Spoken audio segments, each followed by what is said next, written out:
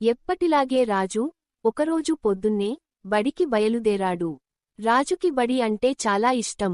అందుకే ఆనందంగా, ఉత్సాహంగా, ఎగురుతూ, గెంతుతూ నడుస్తున్నాడు.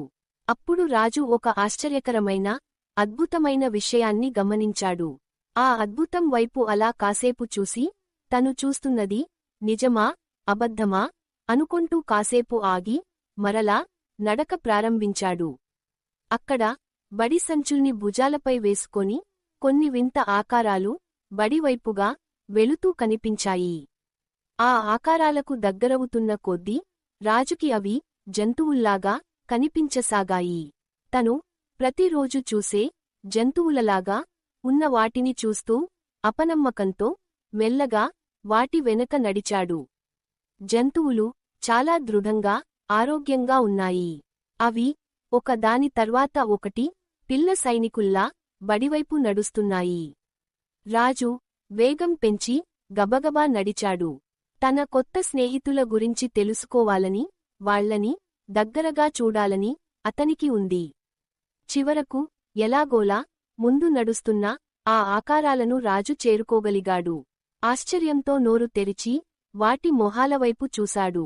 రాజు అనుకున్నట్టుగానే ఆ ఆకారాలు జంతువులే.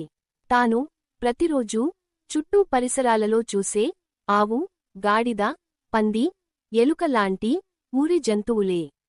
ఏమిటి, నిజంగా మీరేనా అనే ప్రశ్న అనుకోకుండా అతని నోటి నుండి వచ్చింది.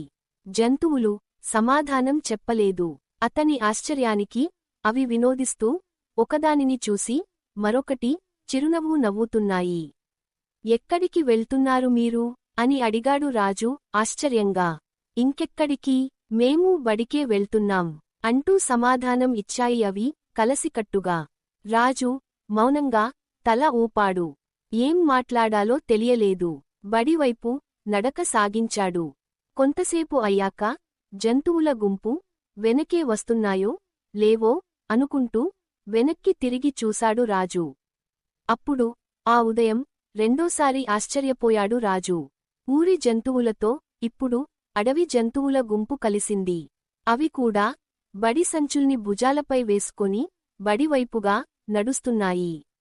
ఆ జంతువుల గుంపుతో చేరి నడవడం రాజుకు చాలా సంతోషాన్ని కలిగించింది. తనకు తెలిసిన వాళ్లెవ్వరూ ఇప్పటివరకు జంతువుల గుంపుతో తనలా నడవలేదు. మెల్లమెల్లగా ఆ బృందం బడికి చేరింది. ఈ వింత ఊరేగింపును చూడటానికి పిల్లలందరూ ఒక దగ్గరికి చేరారు. ఆశ్చర్యంతో వారి నోర్లు తెరుచుకున్నాయి. కళ్ళు పెద్దగా, గుండ్రంగా అయ్యాయి. వారికి స్వాగతం చెప్పటానికి రాజు వాళ్ల టీచర్ ముందుకొచ్చారు. మంచి పిల్లాడు అంటూ రాజు వీపుని తట్టింది ఆమె. రాజు ఆనందపడ్డాడు. థాంక్ యూ టీచర్ అన్నాడు సంతోషంగా. హర్షధ్వానాలు చేస్తూ మిగతా పిల్లలు చప్పట్లు కొట్టారు.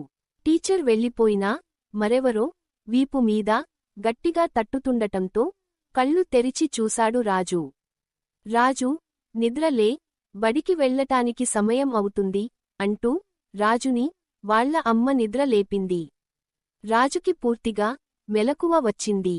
నేను ఇంతసేపు కల కన్నానా అని తనలో తాను అనుకున్నాడు. చిరునవ్వు నవ్వుతూ ఎలాంటి వింతైన కల వచ్చింది నాకు అంటూ మంచం నుండి లేచాడు రాజు. బడికి సమయానికి వెళ్ళాలి అంటే కాస్త త్వరగా తయారు కావాలి అని అనుకున్నాడు.